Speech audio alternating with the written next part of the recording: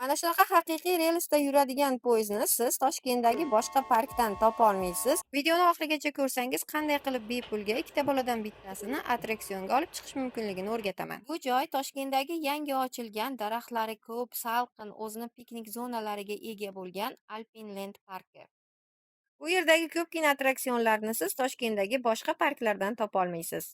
Misol uchun, mana shunaqa havo velosipedi va bolalar uchun go-kartingni men boshqa parklarda ko'rmaganman.